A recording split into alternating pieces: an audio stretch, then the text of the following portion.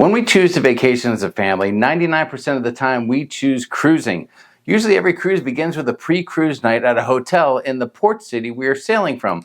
But after trying an Airbnb for my first time ever this past summer before a cruise, I'm wondering if it might be time to start looking at Airbnbs as an alternative option for our family's pre-cruise accommodations.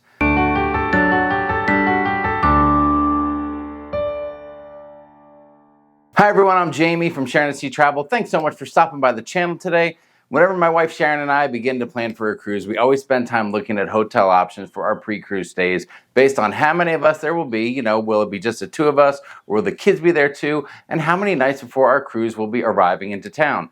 Sometimes we'll even stay in town an extra night after the cruise as well. Now, I've been familiar with Airbnbs for quite a while. But when I think of Airbnb, or I guess you could also include VRBO in the conversation as well, just another company that's very similar, I think of them as longer-term vacation rentals. And until this past summer, I never really thought of them as an option for just 1 or 2 nights. But after the experience I recently had staying at a Fort Lauderdale Airbnb for 2 nights, I realized that in some situations, Airbnb could be a great option for a pre- or post-cruise stay, especially for a family. Now, I'm assuming most people watching this video have stayed in a hotel and are familiar with what that experience is like. So today, let's just focus on the Airbnb experience, the pros and cons, and let's see if Airbnb might be an option for you. Now, I did mention VRBO already, which stands for Vacation Rentals by Owner. And that company began around 1995 as the originator of the concept to open up your own home or property as a rental. Now, Airbnb didn't really kick in until 2007 in San Francisco when a few hosts decided to capitalize on a local design conference and open up their residence to attendees that could not find accommodations. They offered air mattresses and a homemade breakfast, and that was the beginning of the airbed and breakfast concept that simply connected travelers with hosts that had extra space they could rent out. Since then, the business model has become Airbnb, and it's now a global company with over 4 million hosts in over 220 countries. So I guess if the first question you might ask about Airbnb is it really legitimate? Looks like the answer is a resounding yes. Now, in the same fashion as you would search for a hotel online, you can also search the Airbnb website for accommodations. Just enter the area you're traveling to and the dates, and you'll find an array of different options to choose from. You'll find everything from luxury homes to single bedrooms to rent out and everything in between. One of the most popular cruise ports in the world is Miami, so I took a look at what would be available for, let's say, a Friday and a Saturday night rental before a Sunday cruise departure for a family of 4. Now, that family would include 4 people over the age of 13. And I found a crazy amount of options you can choose from. You can search by location, then sub-search for amenities, nearby landmarks, and other features you might be looking for in your place to stay. Now, I found apartments, homes, condos, villas, and all kinds of other properties that are able to be rented out. They all listed what the rental had to offer, like high-rise views, beachfront property, on-site amenities like private or public pools, Wi-Fi, cable TV, stocked kitchens, washer and dryer, and more. They might mention how close they are to shopping and dining, plus you can read reviews left by verified guests that have stayed at that property before.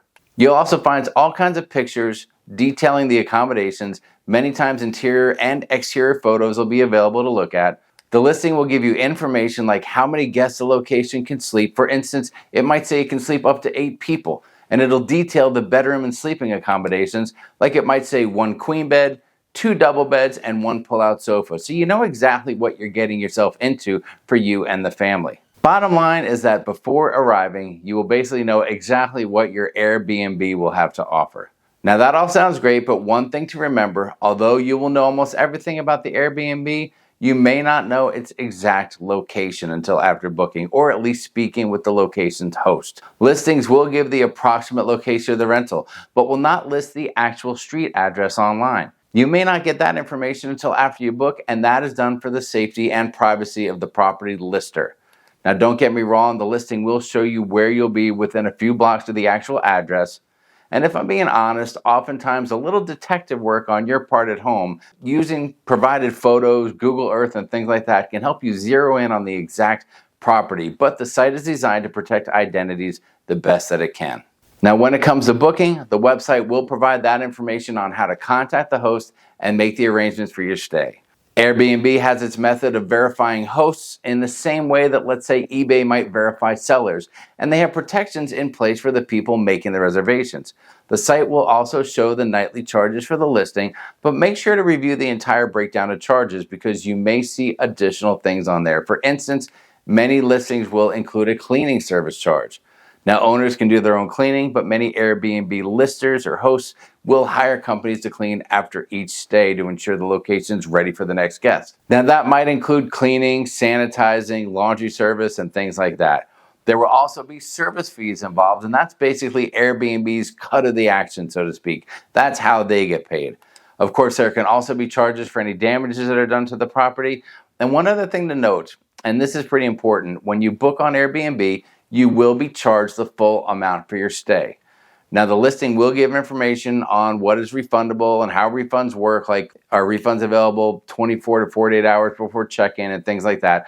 But Airbnb does not actually pay the host until the refund time has expired, or basically a day before the check-in is scheduled. So if you do end up canceling a stay that you've already paid for, it's the company Airbnb that handles your refund, not the property owner. So you can feel pretty confident that those refunds will be conducted in a proper, professional, and timely fashion. Now, your Airbnb will have check-in and check-out times just like a hotel does, and you may be able to make arrangements with a host for early or late check-in or out, but don't count on it. That's not always going to be available. When checking in, there is a chance you'll be greeted by your host, but more often than not, you'll gain access by kind of a lockbox or a digital key method that the host will provide for you. And if staying at a condo or apartment location, there may be a front desk to handle these things as well. A few other things to remember about an Airbnb: there's no room service. Although you can certainly order meals to be delivered, you may want to make a run to the grocery store to get food, drinks, and things like that for your stay. Also, you will be the only laundry service, so let the kids know to hang up those towels after they're used so you can use them again,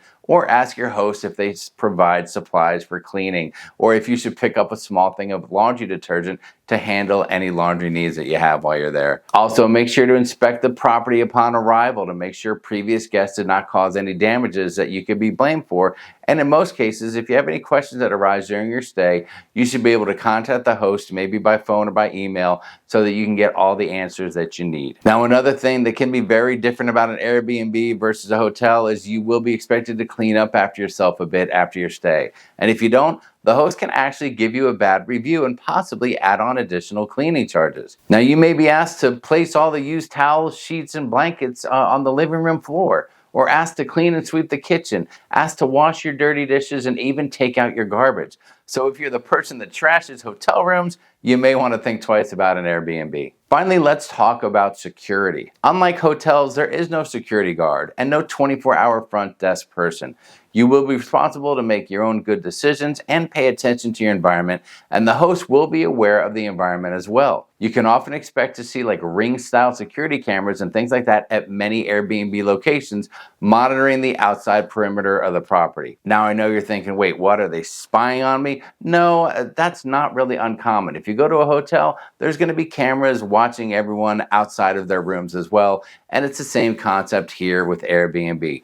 The owner or the host just wants to make sure that the property is secure, and they want to make sure that you're not bothering or disturbing anyone else in the neighborhood. Now, your host or the Airbnb listing will explain any security measures that may be in place at the property. Now, earlier I mentioned that I had recently stayed in an Airbnb for the first time before a cruise, and it was actually with a few buddies of mine. It was my first time using Airbnb, and I was skeptical after always just staying at hotels, but ultimately, considering what I would have paid to share a room in Fort Lauderdale and go out and eat and drink for 2 nights versus what I paid when we split the Airbnb and prepared our own meals, I ended up saving a good amount of money.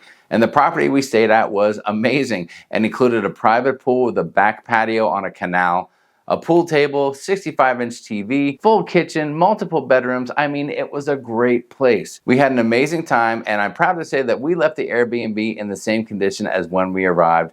and the host said that we were great guests. Who would have thought that our group of bros for our guys cruise could have pulled that off? So what do you think? You've heard a little bit now. Does Airbnb sound like it might be an option for you to look into for your next pre or post cruise stay for your family? Are you traveling with friends and family and the option for a larger place and extra rooms sounds like a great idea? Maybe you can even extend that vacation with a few extra days in Miami, Port Canaveral, Galveston, or any other place you're cruising out of. Now I hope that a few folks out there may have found this video to be a little helpful. Let us know in the comments below if you've ever had any experiences with Airbnb to help out others in making their decision if Airbnb is the right choice for them. Let us know, was it a good experience, a bad one, was it smooth, was it a bumpy ride? Give us all the details. Now as always, if you enjoyed the content, please consider subscribing, smashing that like button, and sharing the video with friends and family on social media. And if you're ready to book your next cruise vacation, contact my amazing wife Sharon from Sharon Travel to book any cruise on any cruise line from any location, anywhere. Thanks a lot for watching. My name is Jamie from Sharon Travel, and we'll see you guys in the next video.